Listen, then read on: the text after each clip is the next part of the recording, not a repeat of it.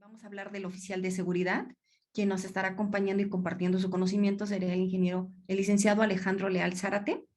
Él es licenciado en Ciencias Políticas de la UNAM, es licenciado en Derecho del Instituto Tecnológico Iberoamericano, técnico en urgencias médicas por la Cruz Roja Mexicana, Policía Federal con 20 años interrumpidos, segundo comandante del Batallón de Protección Civil de la Policía Federal del 2021, director del séptimo Agrupamiento de Seguridad de Instituciones Penitenciarias de la División de Fuerzas Federales.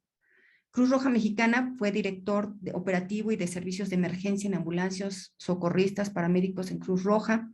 Y en la delegación Obregón, Álvaro Obregón, fue director de la unidad técnica del Departamental de Protección Civil. Muchas gracias, licenciado. Dejo de compartir para que usted nos haga favor de compartir su presentación.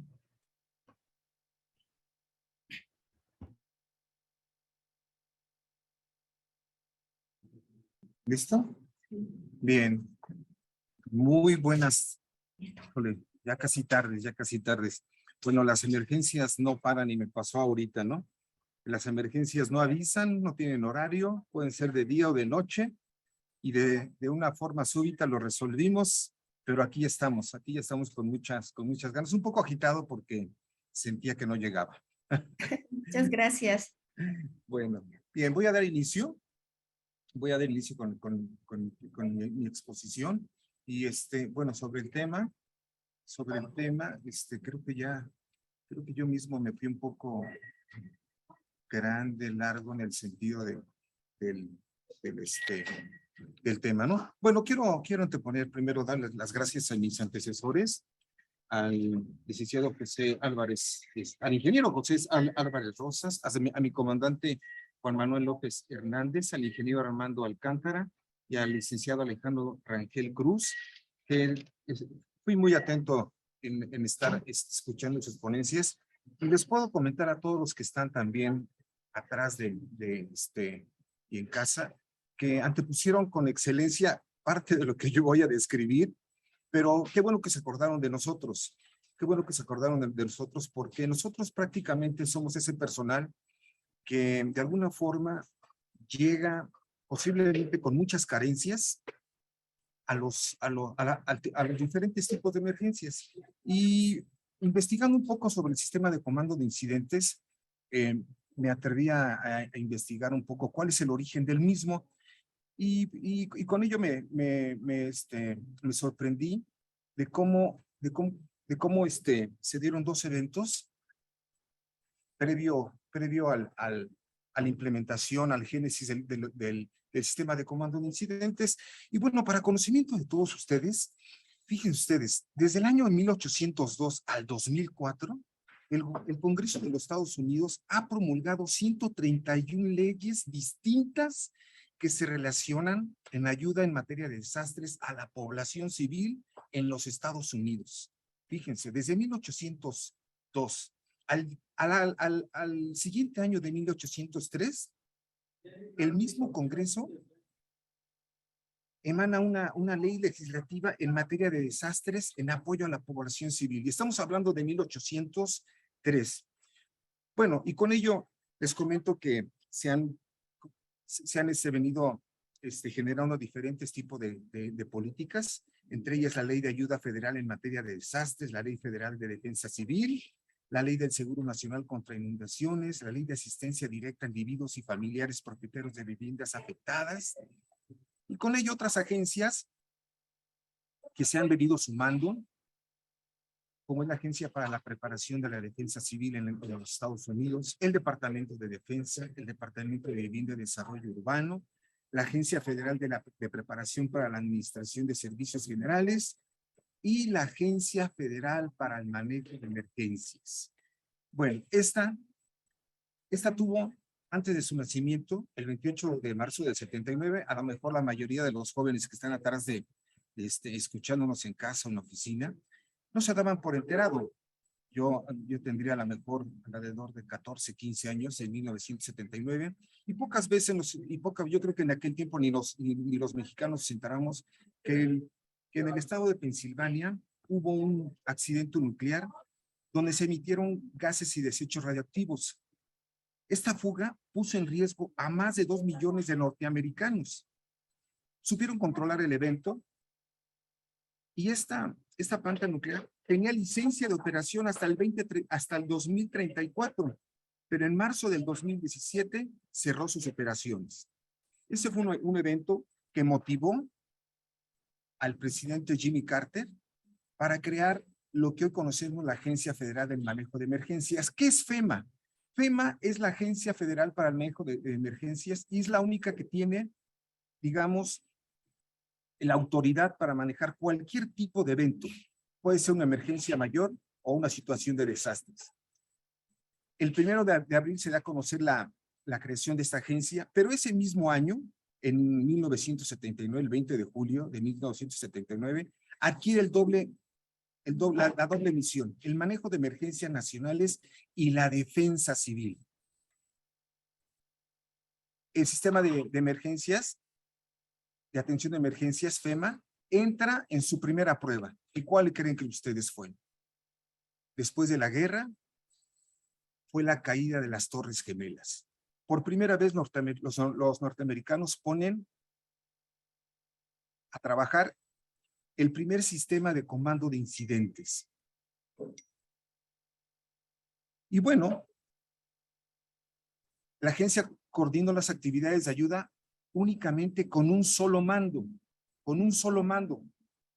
Ahorita vamos a ver las características y bueno, vamos a ver algunas consecuencias de ese gran evento, insisto, después de la Segunda Guerra Mundial.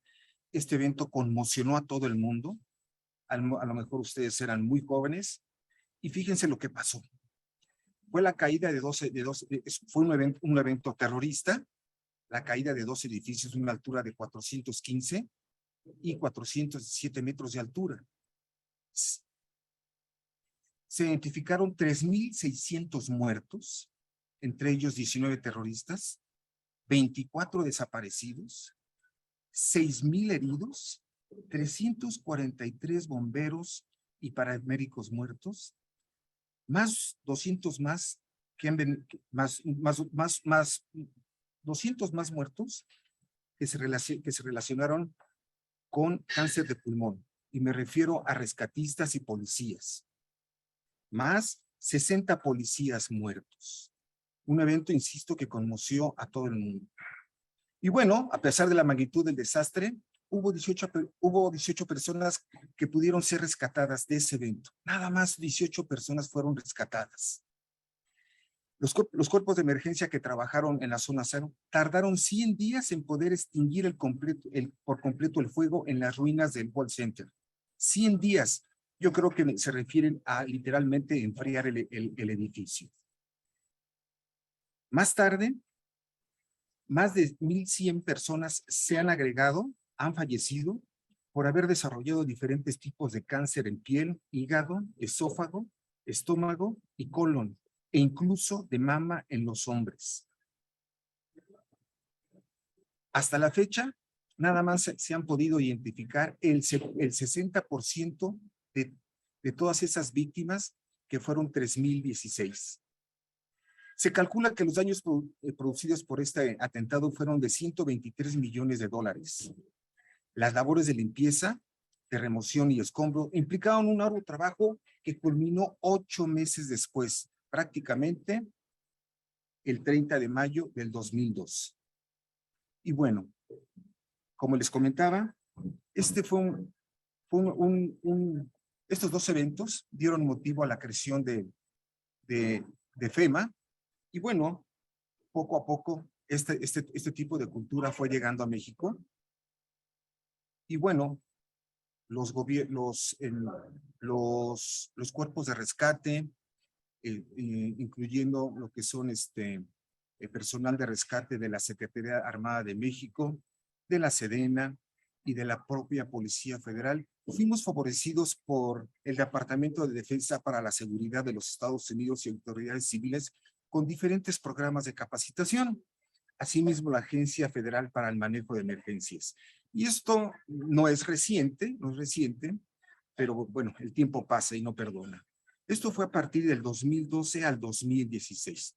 Prácticamente estamos hablando de 5 años de capacitación que, bueno, nos dieron la oportunidad de continuar con los mismos y apoyarnos de otras instancias del gobierno, de instancias del extranjero y también de México. Uno, la Cruz Roja Mexicana, los bomberos de Los Ángeles, los bomberos de la Ciudad de México, ATA, que es la agencia de terrorismo del gobierno americano, UNCA, que es una escuela de formación de brigadistas, la Universidad de Texas también nos apoyaron, por ahí conocen el grupo Salvando Vidas, no se diga Alerún, a nuestro amigo de Soluciones Proactivas, que se encuentra también, va a ser ponente, a CONAFOR y FEMA. Todas estas instituciones nos apoyaron por 5 años para formar a ese personal que, insisto, personal de la Policía Federal, que a la fecha le ha puesto mucho empeño, le ha puesto tiempo y dedicación, pero ninguno de ellos formalmente son técnicos industriales. Y ahorita, si fuimos atentos, se dieron cuenta que nuestros expositores cuentan con una calidad profesional de conocimientos que, que difícilmente aterriza en los cuerpos de rescate. Y bueno, nosotros, en calidad de brigadistas, de rescatistas, yo creo que en los últimos 15 años, nos ha tocado asistir en diferentes tipos de eventos como incendios, actos terroristas, sismos, accidentes con materiales peligrosos o accidentes donde se ven involucrados un número mayoritario de víctimas en accidentes de automóvil, en conciertos y en explosiones, ¿no? Y quería utilizar un término, pero Dios es grande y no sabemos cómo es que muchas veces superamos estas circunstancias, ¿no? Nos vimos involucrados con explosivos, gases, líquidos inflamables, sólidos inflamables, materiales oxidantes, materiales venenosos, materiales radioactivos, materiales corrosivos, que afortunadamente, el personal tanto de Sedena, Marina y Policía Federal únicamente llegaron a tener un accidente relacionado con vías aéreas, posiblemente con quemaduras en la piel, nada de extremos, digamos, de llegar a una quemadura de tercer grado, pero en estos 15 años nos hemos enfrentado a este tipo de materiales peligrosos sin, sin conocimiento, sin conocimiento. Insisto, pocos son los elementos que contamos con cierta literatura, habilidades y destrezas para el manejo de emergencias. Y bueno, les voy a compartir algunas situaciones en las que nosotros nos hemos venido desempeñando. Y quiero hacer mención desde el 2008 a la fecha. Y bueno, a lo mejor unos ni recuerdan este tipo de eventos, son muy jóvenes, pero el primer avión que se cayó en la Ciudad de México, en el corazón de la Ciudad de México, y fue un avión donde desafortunadamente en aquel tiempo falleció el licenciado Juan Manuel Muriño, secretario de Gobernación en turno, y el licenciado José Luis Santiago Vasconcelos. Esto fue exactamente ahí por la zona de Polanco, y algo que sorprendió a todos los citadinos, ¿no? Ahí estuvimos en la recuperación de los cuerpos prácticamente. Tuvimos la oportunidad también de estar en el terremoto de Haití en el 2010, donde este terremoto provocó 316,000 muertos, ¿sí? Es uno de los países que nos dejó, híjole, tragos amargos, porque nunca nos dimos cuenta de lo que pasa en nuestro continente, y es el país más pobre de América. En él mismo hubo 350,000 heridos y 1,500,000 damnificados. Allí por primera vez conocimos a los grupos de asistencia médica de Alemania, España y Estados Unidos e Israel. Les puedo comentar que tenían unos equipos, los campamentos médicos, que parecían hospitales, y la verdad es que nos sorprendieron la forma de operar y los recursos que tenían para asistir a las personas que estaban requeridos de atención médica. Bien. Otro evento que donde para nosotros fue de suma importancia, lo podemos llamar que fue el incendio más grande de la década en el estado de Coahuila en el 2011. Un incendio forestal que afectó a 103,885 hectáreas. En ese servicio estuvimos 60 días en el estado de Coahuila, con una fuerza nada más de nosotros de 57 efectivos. También estuvo personal de la Secretaría de la Defensa sí, de la Secretaría de la Defensa, y por primera vez nos vimos sorprendidos con el apoyo de la Administración para los Incendios del Gobierno de Estados Unidos, descargando en un avión agentes químicos no agresivos que nos ayudó para sofocar ese incendio. Y bueno, en ese mismo evento se apoyaron a más de 14 municipios, ¿sí? Y a dos comunidades protegidas de los indios Kicapún y Mascogos, y además una población de más de 50,000 habitantes. Y también algo muy importante, la fauna. Pocos se acuerdan que en los incendios forestales, también la fauna requiere literalmente de una pronta extinción, porque muchos de nuestra exquisita fauna, les comento que por primera vez vimos un borrego cimarrón por allá, los ciervos rojos, pumas y armadillos, y en los bosques, en las cuevas, murciélagos, osos negros, las famosas musarañas, los zorrillos, el bisonte americano, topos, el puercoespín, codorniz y los coyotes. Fíjense que todas estas reservas son protegidas exactamente por estos grupos de población, como los Kicapú y los Mascogos. Y la verdad es que la gente les tiene un aprecio porque se encargan exactamente de cuidar estos bosques y que no haya un incendio más. Y bueno, pocos se acordarán también de un accidente que hubo en el complejo de la torre Pemex, donde el 31 de enero del 2013, alrededor de las 15:45, súbitamente hubo una explosión que prácticamente se llevó el mezanín, la planta baja y dos sótanos. En el mismo, un saldo final de 126 muertos, 37 decesos y el rescate de 3 cuerpos. Y en esa vez nos vimos apoyados también por el equipo canino de la Policía Federal y de la PGR en aquel tiempo y de la Armada de México. La verdad, este cuerpo canino nos ayudó a localizar a los últimos 3 cuerpos que se encontraban en el último sótano, prácticamente donde están los pilotes del edificio, el cual se movió alrededor de 15 centímetros. Cuando los peritos entraron a ver los pilotes, prácticamente nos sacaron, y si este edificio se puede venir abajo.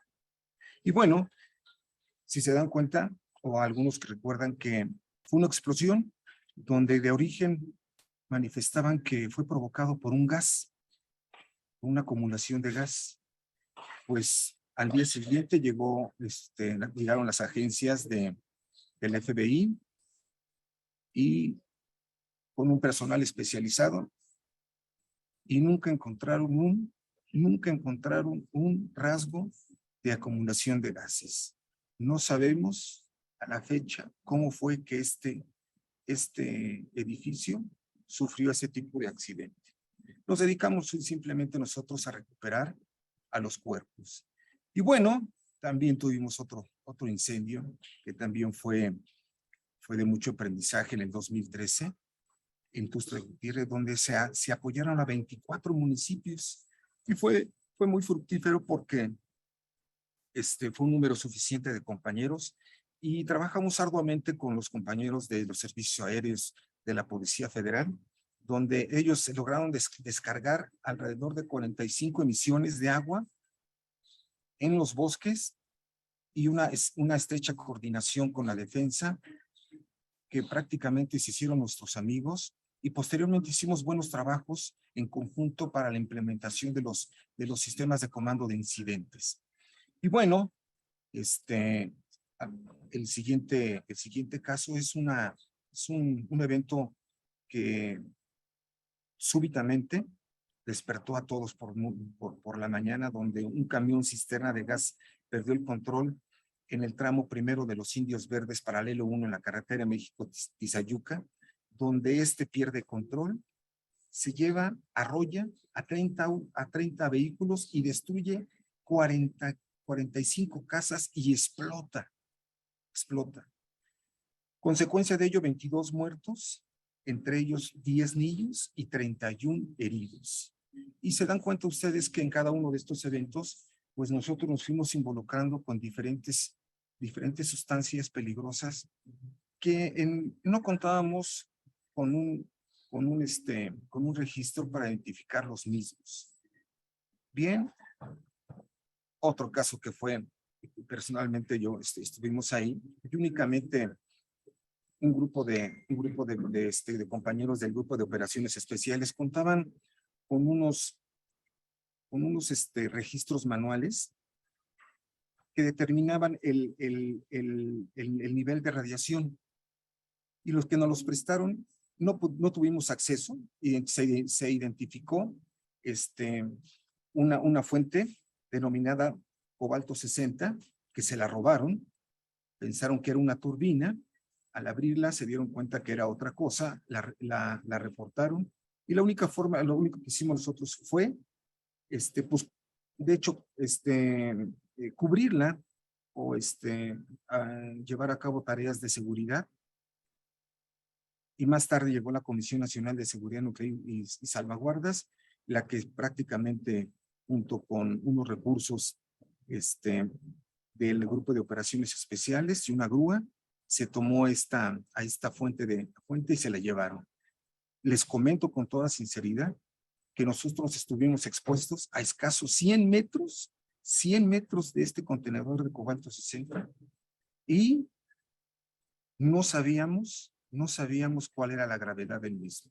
Con ello les digo que otras autoridades como el CISEN en aquel tiempo, gente de PGR, gente de la Armada de México, gente del Ejército y gente de la Policía Federal, alrededor de 200 personas, estábamos escasos 10, 15 metros resguardando esta fuente, y bueno, afortunadamente no nos pasó nada. Bueno, esto sí nos va a sorprender. Apenas unos años atrás, el 14 de agosto del 2014, hubo un aseguramiento de un laboratorio clandestino. Y les comento, y pongan atención todos, por favor. Esto fue lo que se encontró. Donde compañeros de la Policía Federal y soldados ingresaron por quemaduras en vías aéreas y en piel a dos hospitales los más cercanos. Al ingresar a este escenario, por el desconocimiento, empiezan a tocar y mover, y el aseguramiento consistió en 1,262 litros de una sustancia química transparente. No tenía ningún logotipo, ninguna etiqueta.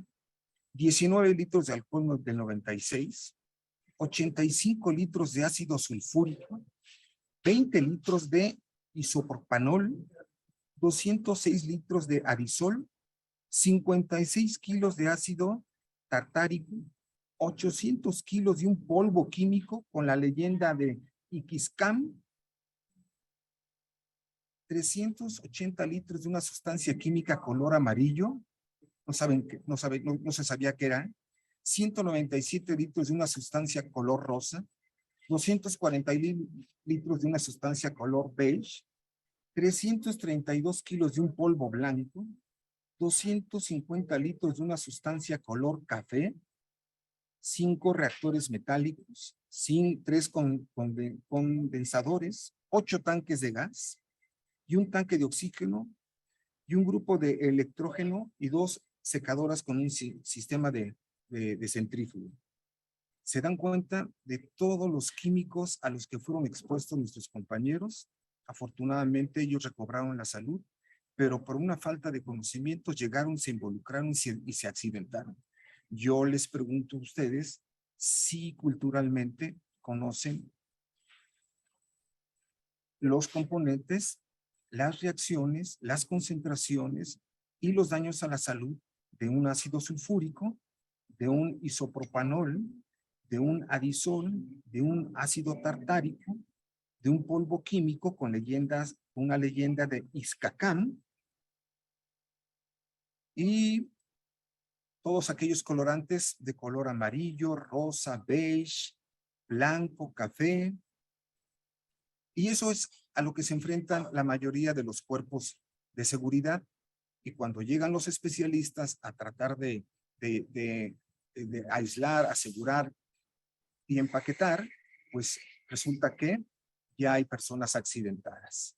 Bueno, a ver si más adelantito alguno de ustedes culturalmente reconoce alguna de estas sustancias, insisto, que nos ponen en peligro y nos pueden quitar la vida. Esto es lo que pasan también los cuerpos de rescate.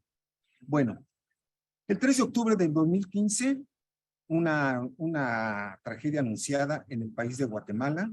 Por las constantes lluvias se desgarra un cerro de aproximadamente 100 metros y desaparece a 450 personas.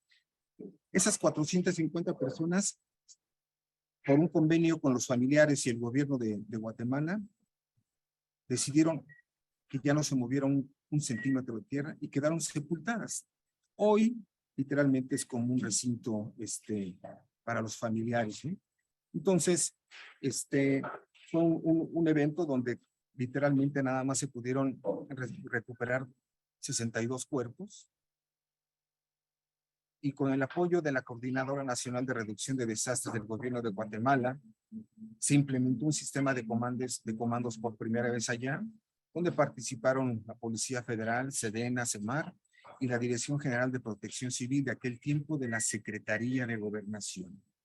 Bien, también participamos en el país del Ecuador en el 2016 en un terremoto con una magnitud de 7.8. Fue unas provincias, por una parte, donde no destacaban por una economía que pudiera ejercer un movimiento de personas distintas a digamos, a una ciudad como la Ciudad de México, como las grandes ciudades citadinas, y eso permitió que nada más se hubieran recuperado, afortunadamente, no un número mayor de personas, pero fueron alrededor de 112, no, perdón, alrededor de 11 cadáveres. Fíjense, nos llamó mucho la atención. Nada más se recuperaron en ese sismo 11 cadáveres, ¿sí? Participamos alrededor de 112 rescatistas, entre ellos policías federales, Sedena, Semar, Cruz Roja Mexicana y la Dirección General de Protección Civil. Bien, después nos dimos a las tareas también. Bueno, después vino el sismo del 19 de septiembre del 2017, 30 años después de un aniversario programado, que por la mañana hubo dos eventos, uno en el que se le dio un minuto de silencio a aquellas personas que murieron en 1985, y después un segundo evento, minutos después, donde se hizo un ejercicio de evacuación a nivel nacional. Por la tarde, un sismo de 7.1 activa las alertas. Poca gente creía que se estaba dando por cierto un sismo, y menos que el epicentro se encontrara en Puebla, y eso dejó 370 muertos, miles de heridos y millonarias pérdidas. Alrededor de 434 inmuebles presentaron riesgos de colapso en la capital del país. Y bueno, en aquel tiempo no tuvimos oportunidad de conformar como tal un comando de incidentes. Hubo muchos puntos de apoyo a la población civil.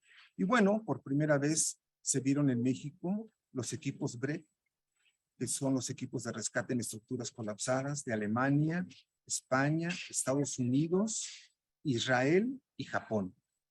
Y nos dio mucho gusto porque comulgábamos con el mismo lenguaje de lo que hoy a través de Naciones Unidas, comulgamos con el mismo lenguaje para trabajar en la conformación de un grupo de respuesta como es el sistema de comando de incidentes para llevar a cabo las tareas de rescate.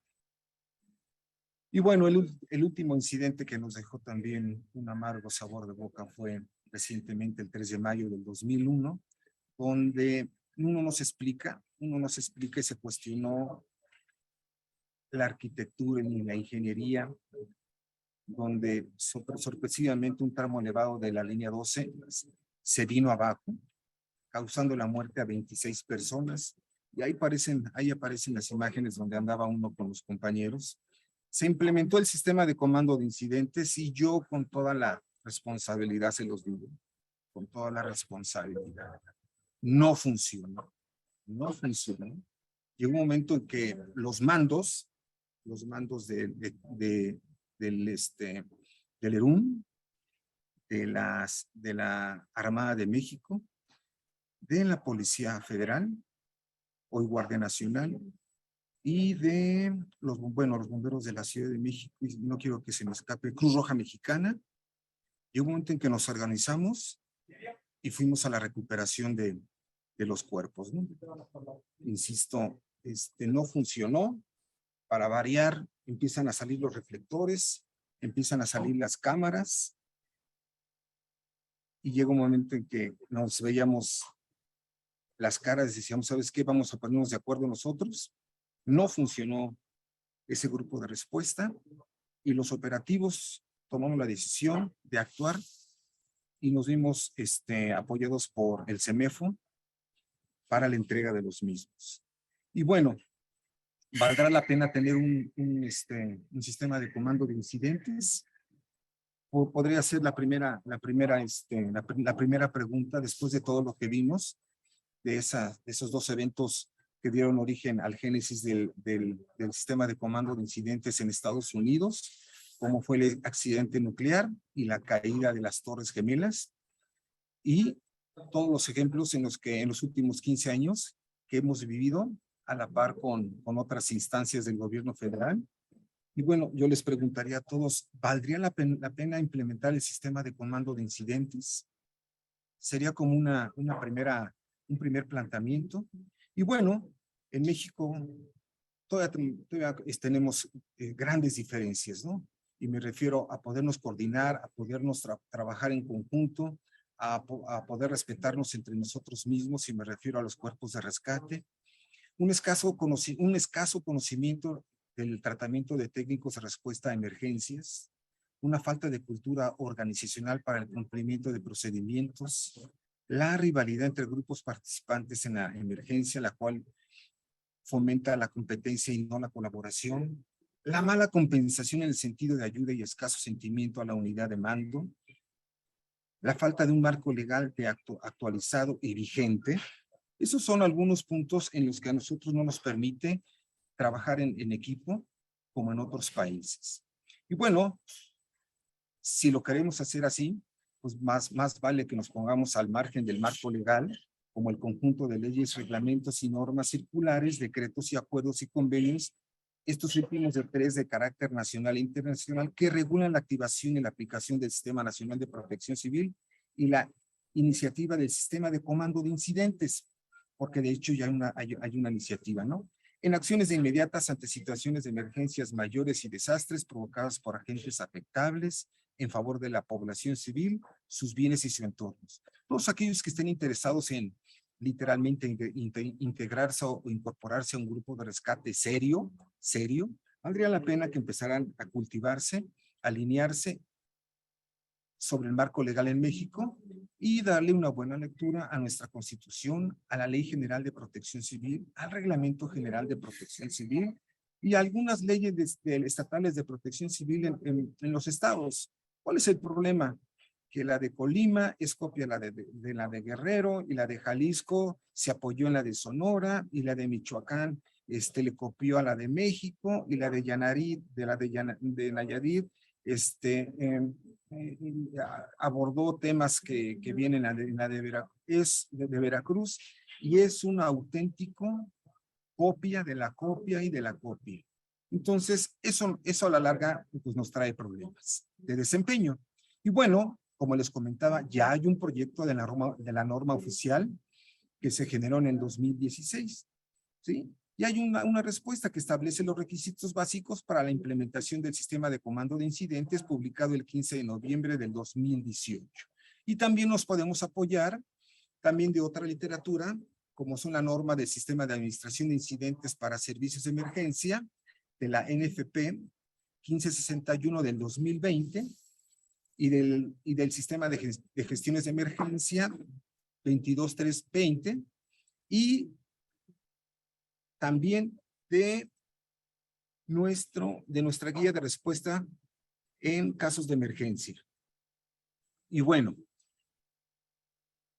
¿cuál es lo valioso cuál es lo responsable y lo valioso de implementar el sistema de comando de incidentes? Como les comentaba, este no es un curso, pero sí es importante que ustedes se pueden encontrar diferentes manuales, literatura, y bueno, uno de ellos es hacer respetar los objetivos de la implementación de este sistema de comando de incidentes, como dice, el primer respondedor será capaz de iniciar el sistema de comando de incidentes implementando las primeras acciones y de transferir el mando aplicado a directrices proporcionadas y utilizando materiales disponibles. Bueno, aquí nos habla de un primer respondedor. ¿Quién sabe quién es un primer respondedor? Pues en términos llanos es el primer grupo no de respuesta, literalmente no de respuesta, que llega al accidente, y él va a determinar qué es lo que se tiene que hacer, en una primera instancia. Pero ese primer respondedor no está capacitado y no es sensible a lo que está observando, y tener la capacidad para determinar, elegir y tomar decisiones. Esto de principio va a tener muchos problemas para cuando llegue un grupo ya ordenado, un grupo ya de respuesta. Le va a costar más trabajo llegar y tendrá que literalmente recuperar toda la información y determinar nuevas directrices para determinar las primeras acciones de auxilio. Bueno, la segunda, establecer los objetivos comunes para estabilizar y controlar la emergencia, salvando vidas y bienes. El tercero, coordinar los esfuerzos entre las agencias y cuerpos de rescate de la emergencia. Y aquí nos encontramos exactamente un pool de diferentes cuerpos de rescate, unos voluntarios, otros muy del sector público y privado.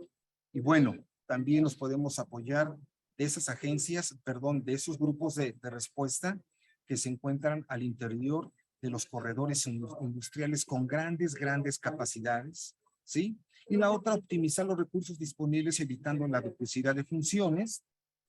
Y por último, mantener una posibilidad de expansión de operación en los 3 niveles de mando: estratégico, táctico y operativo, ¿no? Porque puede ser un accidente donde no merece literalmente mover grandes recursos de ayuda, sino simplemente puede ser un accidente automovilístico donde pueden estar involucradas 2 o 3 personas, que incluso puede ser muy llamativo, pero no hay necesidad de mover grandes estructuras para la atención del mismo. Pero bueno, ¿qué pasa con ese primer respondedor? Recuerdan que se los había comentado. Ese primer respondedor es, como les decía, es la primera persona que literalmente con cierta responsabilidad para llegar al escenario y determinar qué pasó en el escenario, ¿sí? ¿Qué es lo que pasó? ¿Qué tipo de accidente es? Si hay un incendio, si están involucradas personas, si es de día, si es de noche, si hay materiales peligrosos involucrados, si hay bajas temperaturas, qué tipo de incidencia, sus dimensiones, ¿sí? Los tiempos, se consideran los tiempos de arribo de los principales tipos de servicios, ¿Cuáles son los riesgos presentes? ¿Qué es un riesgo presente? Pues vamos a determinarlos. Bueno, vamos a enunciar algunos ahorita, como es el derrame el derrame de un combustible derivado de un accidente automovilístico, ¿sí? Pero a lo mejor en ese accidente automovilístico están involucrados alrededor de unos 30, 40 vehículos, y al interior hay personas, familias que requieren apoyo. ¿Y cuáles serían los riesgos potenciales? Que ese combustible derramado puede alcanzar una fuente de calor y puede provocar un incendio. Y nos podemos imaginar cómo ese incendio, ese fuego se puede extender y por consecuencia se va a convertir en una emergencia mayor. Y no creo que por lo más cercano que estén nuestros amigos los bomberos puedan llegar y asistir a las personas. Primero lo que tienen que hacer es llegar y apagar el fuego, pero sabiendo que al interior de los vehículos hay personas atrapadas, nos podemos imaginar qué puede pasar o cuál sería el pronóstico. Bueno, condiciones climáticas, como se los comentaba, ¿no? Puede ser en la mañana, puede ser en la tarde, puede ser una noche muy fría, puede ser una noche con una tormenta de nieve, ¿sí? Nos podemos imaginar los grados de crucero, el número de víctimas atrapadas, tipo de lesiones, ¿sí? Personas que ya fallecieron, ¿sí? Ese primer respondedor, insisto, tiene que tener esa capacidad para analizar y determinar qué es lo que va a hacer, cuáles son los tipos de acceso y vialidades, ¿sí? Vía terrestre o por aire. Y bueno, con ello las cosas se pueden complicar porque ese primer respondedor posiblemente no sabe lo que va a hacer. Y si con ello a lo mejor están involucrados materiales peligrosos y no sabe la identificación de los mismos, no sabe identificar qué es el contenido de una placa y de un cartel que le va a determinar cuál es el material peligroso, si es venenoso, si es explosivo, si es corrosivo, el tipo de contenedor. Y bueno, sería muy prudente que todos tuviéramos a la mano y aprendiéramos el uso de la guía como una medida preventiva para apoyar y auxiliar, o literalmente, como ya lo mencionaron mis antecesores, de principio, una zonificación de 50 a 100 metros, y rogándole a Dios que no haya personas involucradas.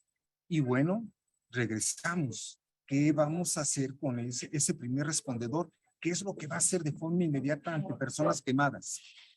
Personas con objetos penetrantes, personas con heridas abiertas, ¿sí? Y bueno, determinar si es prioridad 1, prioridad 2, prioridad 3, y sí, se tendrá que determinar cuántas y número de personal de salud tiene que asistir. Y al personal de salud me refiero al número de paramédicos, número de tipo de ambulancias, tipo 1, tipo 2, tipo 3. Llegan un montón de ambulancias que son de traslado y no traen equipo de soporte básico o soporte avanzado de vida. Determinar cuál es el número de carros bombas que lleguen a apoyar para la extinción del fuego, número de unidades de extracción vehicular para extraer, para cortar, para poder extraer y apoyar a una persona que se encuentra atrapada, prensada en un vehículo, las unidades de atención de equipos hazmat, número de helicópteros, aeromédicos y personal de seguridad. También el personal de seguridad es muy importante porque es el que nos puede ayudar a parar el tránsito o desviarlo. Y bueno, sigo con este calvario. Este primer respondente que tenga la capacidad de comunicar al mando esa fotografía visual de lo que está pasando, instalar el sistema de comando de incidentes si tiene esa capacidad, acordonar y zonificar el lugar, activar los servicios de emergencia, describir con toda precisión lo ocurrido, ubicación exacta del accidente, causas del accidente de tipo de detonadores. En los detonadores me refiero a las causas que provocaron ese accidente. Riesgos, reitero, riesgos presentes y potenciales, y el número de víctimas y su estado. Pero ese primer respondedor, híjole, tendrá que estar muy pendiente de esos equipos médicos de salud, insisto, del número de equipos de bombero, de extracción vehicular, de equipos de rescate de espacios confinados, hazmat, break, si es si es una emergencia mayor, derivado de un sismo, donde un edificio se vino abajo y requiere de equipos BREC, de rescate en estructuras colapsadas, requiere de una unidad canina, requiere de una unidad de seguridad para que dejen trabajar a los equipos y también de equipos de rescate de espacios confinados. Continúo, pero ¿qué pasa todavía con esas personas que siguen en el escenario? A alguien de ese primer respondiente, sus equipos de trabajo, ¿saben de soporte básico? ¿Saben de atención de hemorragias? ¿Saben del estado de shock? ¿Saben de la atención de quemaduras? ¿Saben de la extracción vehicular? ¿Saben de la atención a fracturas? ¿Saben hacer un traslado? Bueno, y con ello, si él tiene la capacidad de aplicar los 8 pasos para implementar el sistema de comando de incidentes, que de no tener todas las capacidades que mencionamos anteriormente, pues con el hecho de informar a su base de su arribo a la escena, establecer el puesto de comando primario, evaluar la situación, establecer un perímetro de seguridad, establecer sus primeros objetivos, determinar las primeras estrategias y tácticas, determinar las necesidades y recursos y posibles instalaciones, y prepararse para la información de transferir el mando, porque si este es un incidente donde hay un incendio de grandes magnitudes y con ello están involucrados materiales peligrosos, pues el mando lo tiene que tomar quien sabe del tema. Y me refiero de primera instancia, a nuestros amigos los bomberos y a un grupo especializado en el manejo de materiales peligrosos. Y no la policía, y no el ejército, y no la Armada de México. Y bien, al arribo de un grupo especializado y con una estructura funcional, llegarán y van a determinar cuál es la estructura inicial para implementar el sistema de comando de incidentes y con ello a la cabeza de un mando que determine que ya fue informado de todos los aspectos que generaron este incidente, esta tragedia, este accidente mayor o un desastre, y tendrá que tomar las funciones de determinar qué es lo que pasó, cómo lo va a organizar, qué direcciones va a tomar y cómo va a controlar el escenario. Y bueno, esta es una primera estructura universal básica, organizacional, que determina cómo debe estar conformado un sistema de comando de incidentes.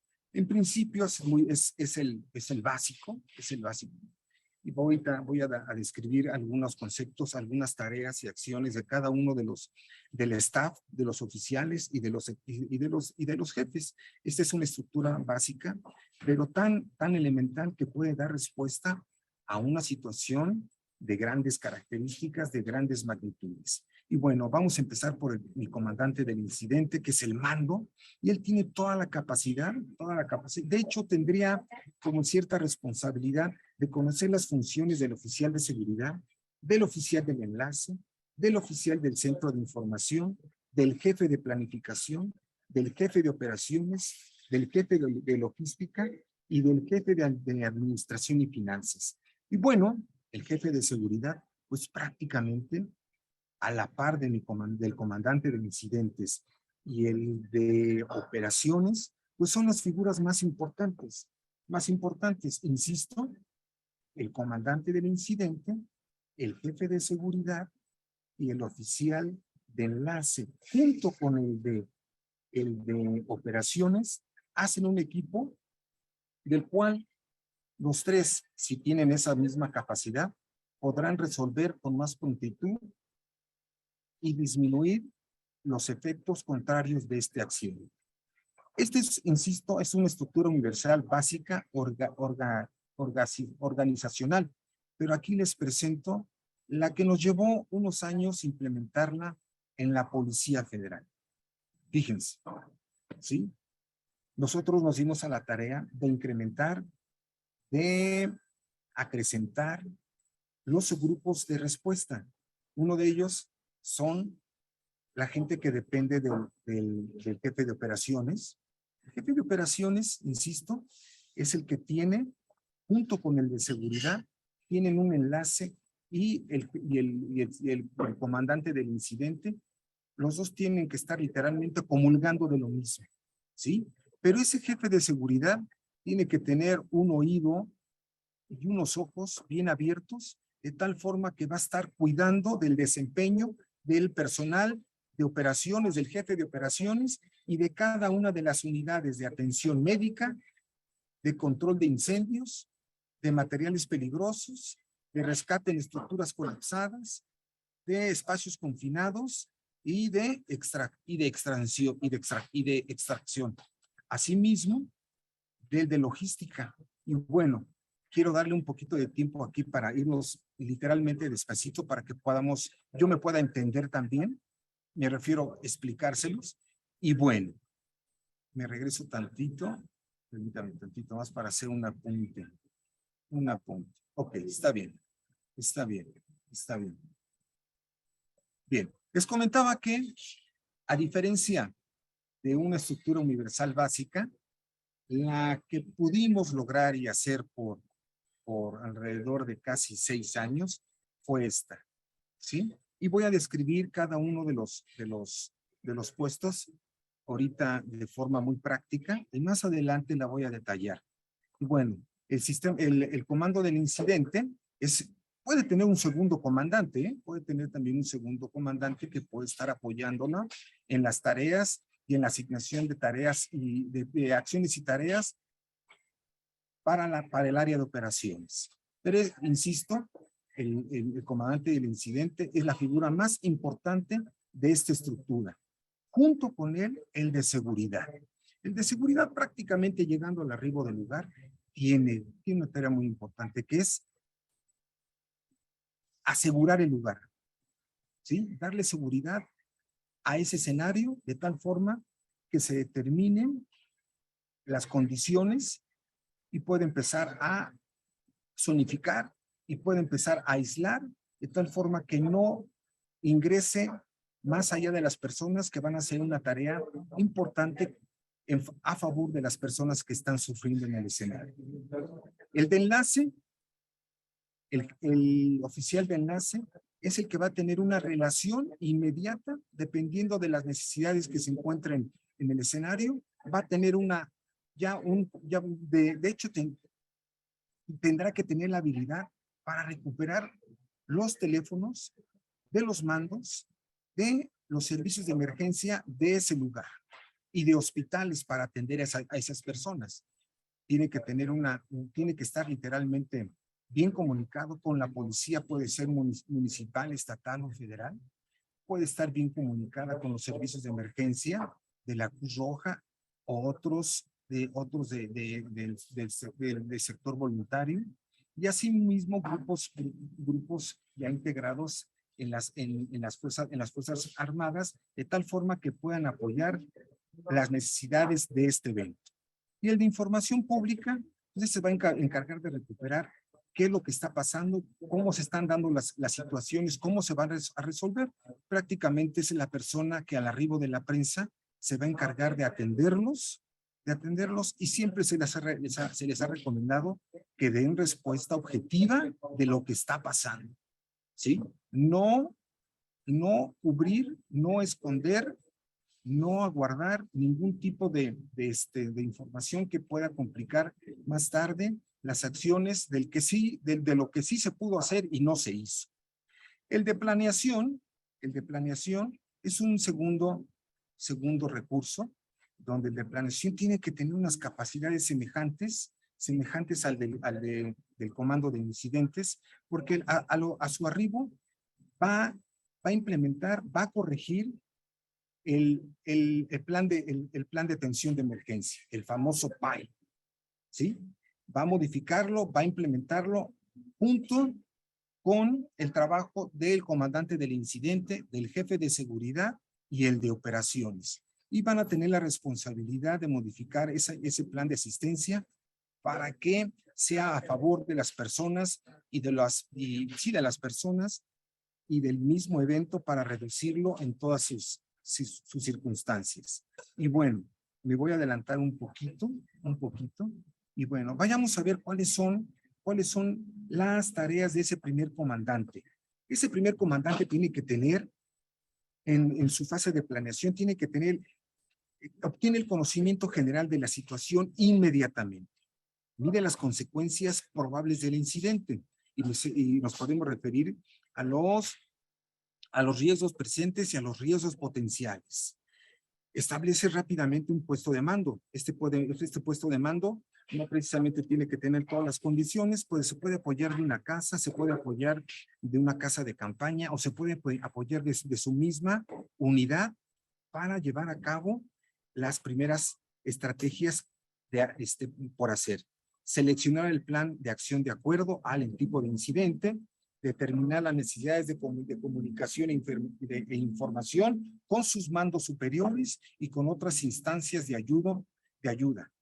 En su organización establece funciones de cada sección, ¿sí? Y se refiere a las secciones de operación. Y esas secciones de operación, recuerdan que eran la unidad médica, la unidad de combate en incendios, la unidad de rescate en estructuras colapsadas, la unidad de Harman, la unidad canina, la unidad de seguridad, la unidad de comunicaciones, y se dan cuenta cómo esto ha ido creciendo, de tal forma que le va a dar más oportunidad y control para reducir, insisto, a beneficio de las personas que están sufriendo en el incidente.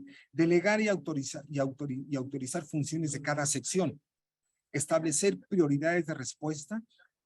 Establecer responsabilidades. Establecer instalaciones comunes. ¿Y cuáles son esas instalaciones comunes? Ahorita a continuación las vamos a iniciar rápidamente. Son espacios donde todos los recursos materiales y humanos que lleguen al escenario tendrán que incorporarse a esos espacios para darle orden al escenario y no se vaya a saturar y convertirse en un pánico donde no hay entrada y salida de los servicios de emergencia, donde no haya un espacio para atender en el lugar a las personas que están en prioridad 1, prioridad 2, prioridad 3 o prioridad 4, aquellas que ya fallecieron y tendrán que ser aisladas del incidente y llevarlas a un lugar donde literalmente, muy posiblemente ya esté el Ministerio Público y ya esté el CEMED. Y bueno, dentro de sus capacidades como dirección, obtiene el mando total de la situación. Es el que toma decisiones, proporciona instrucciones iniciales y aprueba el plan inicial. Esa será su responsabilidad y literalmente, pues bueno, va a cargar con toda la responsabilidad del mismo. Coordinar las acciones de planeación, logística, operaciones, finanzas, enlace y seguridad. Y bueno, por último, él tiene control de evaluar las estrategias, corregir las desviaciones a la planeación inicial y administrar la información del incidente, como lo habíamos comentado. Bien, recuerdan que les comenté sobre instalaciones comunes. Pues estos son unos espacios, insisto, que le van a dar más orden a la implementación del sistema de comando de incidentes, de tal forma que estas instalaciones comunes estarán a unos metros, dependiendo de quién los asigne, y me refiero al de seguridad, que es el que puede decir a ciertos metros y a cierta distancia, y en tal lugar va a estar el área de espera, y el área de espera es donde se va a hacer la concentración de recursos disponibles mientras se asignan responsabilidades, acciones a los recursos que van llegando, como son bomberos, paramédicos, grupos de rescate en estructuras colapsadas, espacios confinados, de extracción vehicular, etcétera. De tal forma que le va a dar un orden y todos van a tener oportunidad de accionarse dependiendo de las necesidades propias del incidente. Otra, el área de concentración de víctimas, ¿sí? Donde ahí se llevarán a cabo, a los primeros lesionados para tratar de estabilizarlos y de clasificarlos si son de primera prioridad como los más urgentes, de segunda prioridad y de tercera prioridad, que pueden permanecer ahí sin ninguna alteración que ponga en riesgo la vida. la base denominada D, el lugar donde se coordinan y se administran las funciones logísticas primarias. Y me refiero a esa parte bien importante de la logística, ¿sí? Campamento, lugar con instalaciones sanitarias, equipamiento y atendiendo para proporcionar al personal un lugar de alojamiento, alimentación, higiene y descanso, ¿sí? Hay operativos que pueden llegar a durar hasta 1, 2 o 3 días y los cuales serán apoyados con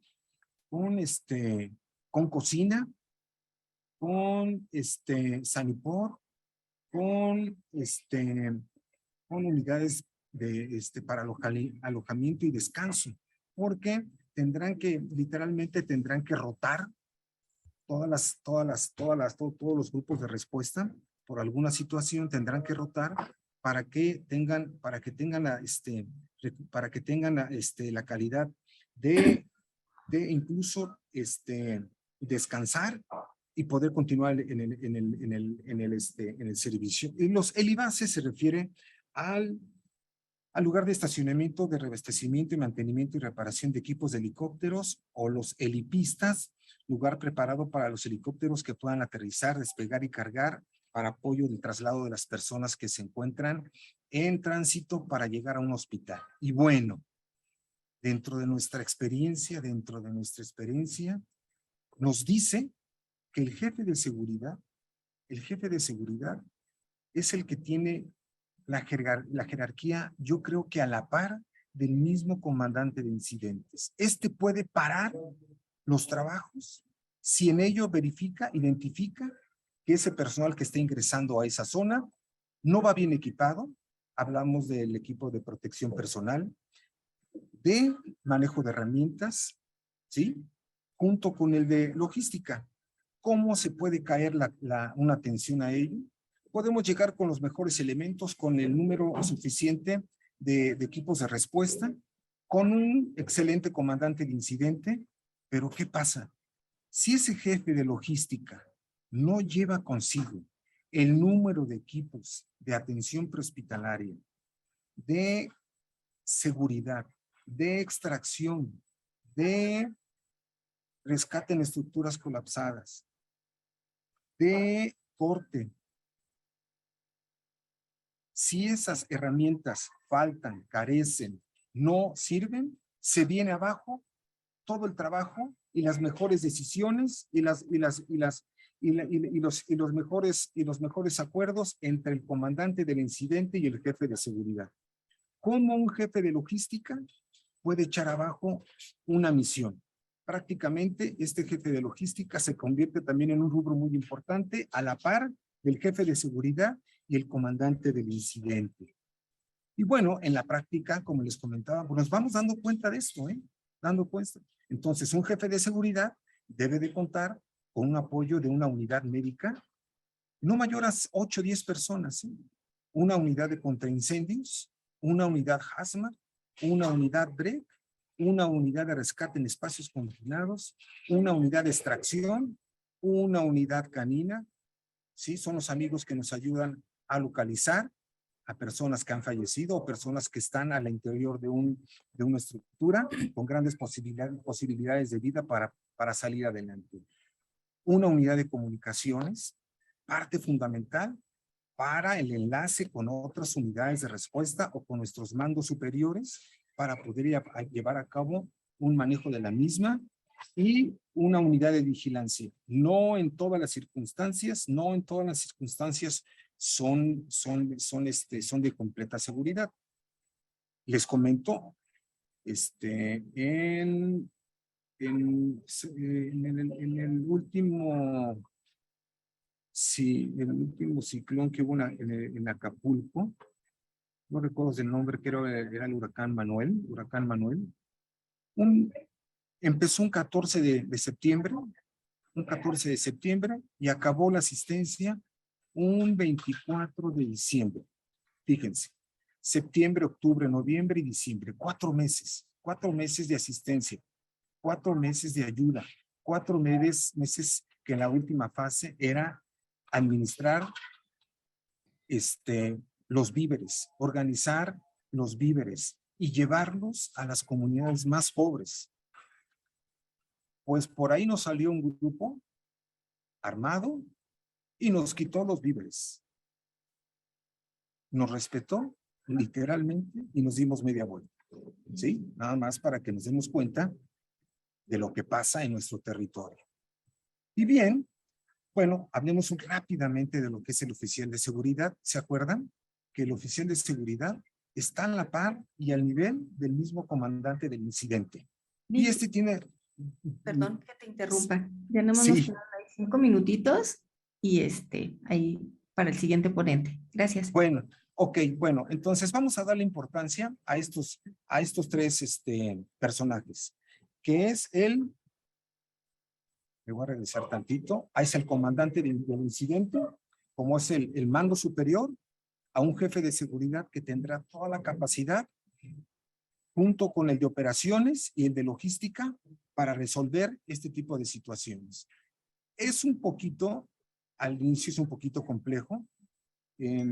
Nosotros tuvimos la oportunidad de certificarnos con FEMA, y bueno, tuvimos la oportunidad además de certificarnos con el nivel 200, el básico inicial, y el 300, que es el nivel intermedio, pero existen otros programas sobre la administración del sistema de comando de incidentes, que es el 400 Advance, el 700, que es el Sistema Nacional de Gestión de Incidentes, y un 800, que es el marco de respuesta nacional del gobierno de Estados Unidos. Simplemente son diferentes programas que nos han venido ayudando, y ojalá que en su oportunidad todos aquellos que tengan la iniciativa de conocer la estructura y la operación de un sistema de comando de incidentes, insisto, en los cuadernos hay mucha información, en los cuadernos hay mucho, en los manuales hay mucha información.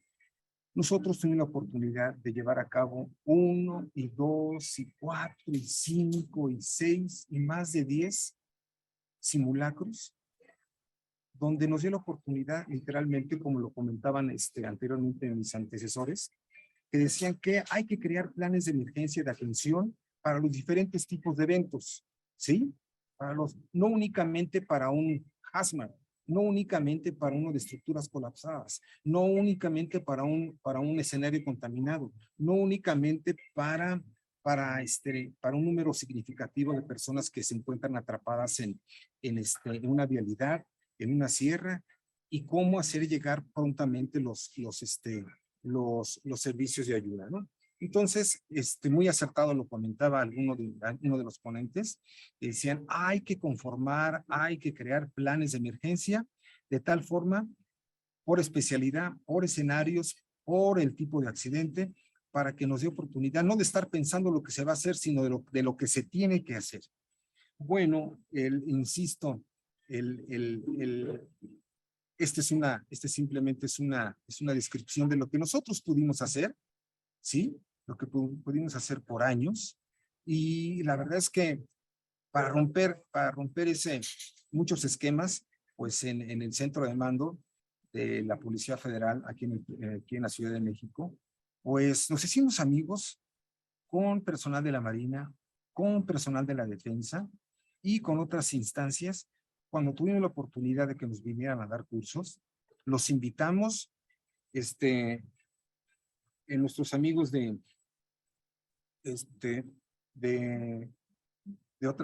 otras corporaciones, sin pena ni gloria, invítenos, todos que tenemos que conocer esta película. Todos somos responsables de entregar buenas cuentas, no a los mandos, sino a la sociedad quien nos ubica, nos esmera por hacer un buen trabajo. Yo espero que más adelante tengan la oportunidad ustedes de involucrarse con este sistema, y verán cuáles son los beneficios, ¿sí? Que son grandes, para poder determinar, identificar, poder llevar a cabo, tomar decisiones, contar con los cuerpos de rescate, ¿sí? Y con un número suficiente de herramientas para mitigar, aislar y poder hacer buenas cosas. Pues me faltaron varias varias láminas, pero ese es el sentido de este recurso, de esta herramienta denominada sistema de comando de incidentes. Si alguien tiene alguna pregunta, la puede hacer por no sé si puede hacer por este medio o puede hacer por el que se Tenemos, está. tenemos abierto el chat, licenciado, y de hecho, si me hace favor al término de su presentación, ahí empezar a responder en el chat las preguntas. ¿Tiene algunas Ajá. preguntas? El tema que usted abordó es amplísimo y creo que sí, el tiempo es muy corto en esta ocasión. Pero agradecemos mucho su participación, su conocimiento y sí no es nuevo lo del comando de incidentes, pero sí es complicado, requiere de mucho trabajo para poderlo implementar de manera adecuada. Sí, sí, sí. La verdad es que en la medida que uno se va involucrando, te convoca, te invita a perfeccionarlo, a perfeccionarlo. Y si muchos piensan que son un número determinado de personas, no, no, no, no. Como también lo comentaba algunos de los antecesores, no se pueden hacer a todos todólogos, no se pueden hacer a todos todólogos. Tiene que haber un número de rescatistas especializados por cada rubro para hacer un buen trabajo, para hacer una buena intervención. Es correcto. Muy bien. Bueno, pues muchas gracias a todos, chicos, por seguir conectados. Vamos a continuar ya en el último pasito para dar término al seminario.